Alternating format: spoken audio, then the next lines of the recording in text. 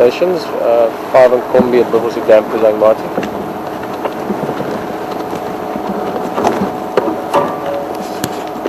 Oh, look at that. Absolutely stunning. All lined up for a drink. Late afternoon, the sun is just busy setting.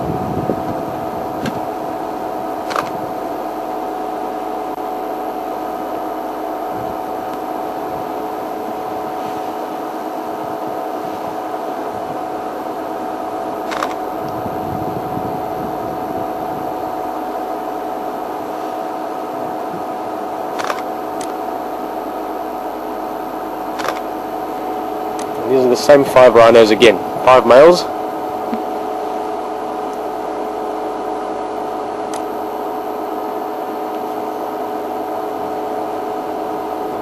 Just gonna get moving off now. We're lucky to get you just at the right moment. Still finishing off their drinking. Of course, rhinos need to drink quite a lot of water, if possible once a day, and anything up to about 60-70 liters probably.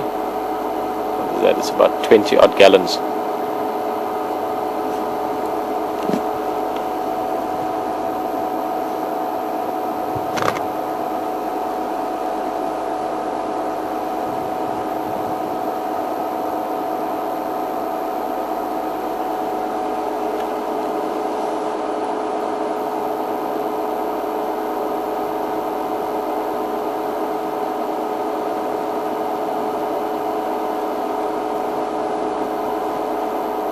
Quite often, if you think about the volume of material that animals, I'm not even going to bring humans into this equation because we are just way beyond it compared to other animals, but the volume of material they can utilize just to feed yourself, in terms of, in the case of rhinos, maybe the grass and the water they need to live. Big rhino bull will eat maybe 60 to 100 kilograms of grass every day. It's about 200 odd pounds. Drink about, like I said just now, call it 60-70 liters of water. So just these 5 rhino, between the 5 of them, they'd be consuming just under a ton of vegetation. That's about 1,000 kilograms, 2,200 pounds of grass every day, a little bit less than that. And drink about 300 liters of water. Take a big buffalo herd, even though they eat a little bit less because of a better digestive, well, different digestive system, they still need to drink a lot of water, and you're talking about 500 or 800 buffalo. Or take a herd of elephant of 30 individuals, and suddenly the volume of food and water they consume is massive. So you can imagine why things like a good water like this is a very valuable resource, both for the animals but also for us that want to see these animals.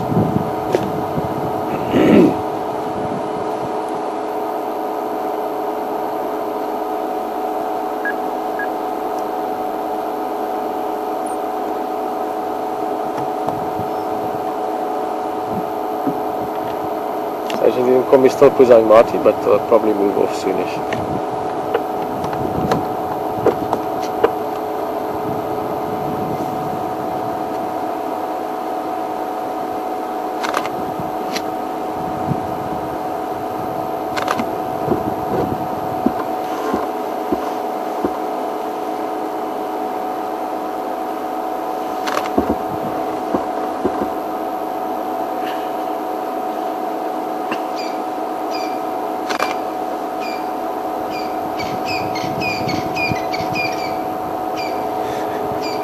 Amazing looking animals. Rhinos, again, unfortunately we don't see black rhino around here. They have been around, we've seen tracks before. Look at those two just checking each other out.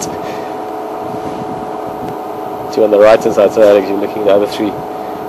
2 big guys, just a little bit of a standoff there, nothing aggressive. Obviously they know each other well. Just a little bit like how's things with you kind of thing. But I was just saying about the shape of it, unfortunately we can't or don't see black rhino yet in this area, but as a comparison, white rhinos are very long. It's very, very sort of big and almost cumbersome. Not that it explains the way they move. They can be very fast and almost elegant for their size, but it's a very long, massive design. Black rhinos are much more compact, sort of sturdy animals, whereas white rhinos, these guys sort of almost elongated in a way. Very long jaw. That whole face is just a long jawbone. The rhino on the right hand marking there a little bit. You see he's just spraying urine. Actually he's more just urinating, he's not really marking. Of course when they're marking they really spray it in like a mist. So if you look at the shape of that animal, apart from being distracted by the fact that he's urinating, but look at the very long elongated jaw and face. Keep in mind the brain sits there just below the ears, and then the rest of it is just literally a long face and a long jawbone, adapted to allow them to graze quite easily. Also quite a long body, which is why they've got that second, almost like a little hump, just before you get to the hindquarters.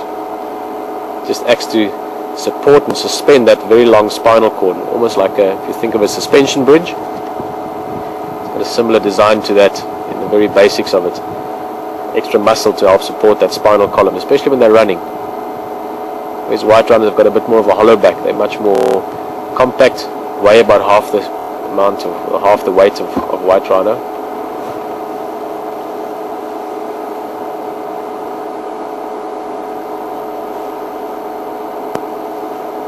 But lovely seeing them. Can almost remind you of what it must have been like on Earth a few million years ago.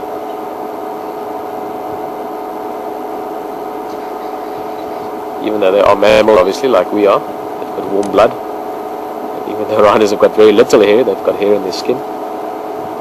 You can sort of see a little bit of the dinosaurs in them when you look at them. Mr. Peter.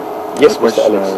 Actually, we're wondering about, does the rhino have any sounds do they have any sounds they use communication? Yeah, they do a little bit, Alex. Good question, actually. Alex is wondering what kind of sounds they make, but very little of it. The main sound is you'll get a bit of grunting and snorting when they, either as an alarm call or as a sign of annoyance sometimes between themselves, just a sort of a snort like that. And then there's a beautiful sound which maybe at some stage we'll hear when we see a mother and calf close to us. But it sounds a lot like dolphins almost, like a sound like that. Very, very beautiful sound, and that's normally between a mother and calf, typically from the calf, especially when it needs a little bit of comforting or sort of attention from the mother. Sometimes when it's hungry and wants to suckle, it'll make that noise, and you'll sometimes hear it from the mother as well, but typically younger rhinos that you hear that. It's like a very, I don't know how to explain the sound, like a dolphin or a whale type of sound. That's the best way to explain it. Very interesting sound. When you hear it the first time, when I heard it the first time in Pilanesberg years ago, I was like a bit sort of dumbfounded. I didn't know where it came from, and then I realized it's the rhino. So it's a beautiful sound to hear, but you need to be quite close. You can't hear it much more than 10-20 yards away.